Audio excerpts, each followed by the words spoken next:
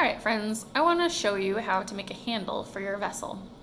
So there is a way to do this that you're going to learn in middle school and high school. That is cool, but I'm going to show you a little bit of an easier way since we're just getting started. This is our very first time with clay, and we're doing something kind of challenging, making this mug. Alright, so we have this vessel that we've made. It's a little on the short side, but just right for a cup of grog. It looks like a little teacup. So we're gonna make a handle for it. We're gonna start by just making a coil. So we're rolling gently between our hands, and then when it gets a little too long to roll between our hands, we're gonna switch to the mat. All right, and this time, instead of going as thin as your pinky, let's go as thin as your thumb. So this is about as wide as my thumb. Now what I'm gonna do, I'm gonna put a little bit of water on here to just smooth out any wrinkles I'm noticing. And I'm gonna take this cork and I'm gonna use it as a teeny tiny rolling pin. So I'm rolling it to the end and rolling it back. I'm going all the way to the end and all the way back. I'm pressing down gently. All right. And then when I turn this to the side, my hope is that it's pretty even. I think it is pretty even. If there's any thick spots, you can use your duck bill to pinch them a little. So when I bend this, it's gonna make a nice strong handle for me.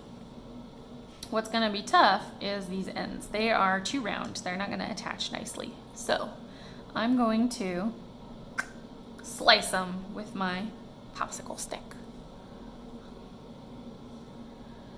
All right.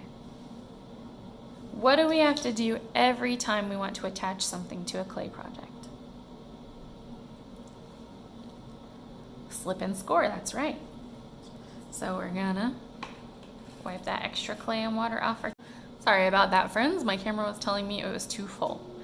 So I slipped and scored the ends of my handle, and I slipped and scored on my vessel where I think I want to attach this. And then I'm just going to attach it and smooth it out. Now, I'm doing this all in one day. We can't really do this all in one day because the handle won't stick very well. We have to let this, the vessel, dry a little first and become what's called greenware or leather hard. So it gets a little bit harder, but we haven't put it in the kiln yet. So something I'm noticing about this is this handle is too big for this mug. It's like overwhelming it. Even the mug is like, oh, I'm so tired. This handle's so big. So I'm gonna take this handle off,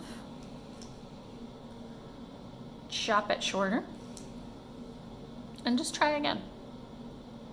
That's part of being an artist, is noticing, this doesn't look as nice as I thought it would or as I wanted it to. So I'm just gonna try again and see if I can do better. All artists have to redo things. You've seen me redo things a bunch of times in this video. I think that's a better size for my mug. Feels like it'll be comfortable. I think I could even go a little eensy bit shorter. This is the best cup that I can make right now, and that's good enough. I think that's a nice, good handle. I could use it when I'm drinking my grog. There's no holes in my cup. It's thinner than my pinky, so I don't think it's gonna explode in the kiln. I think this is a good one. And I might be ready for my first firing. So I'll put it in the kiln. It will get nice and hard, and then I can paint it with glaze, which will make it pretty and shiny and colorful. And then I'll put it in the kiln one last time, and then it's ready for us to drink some grog.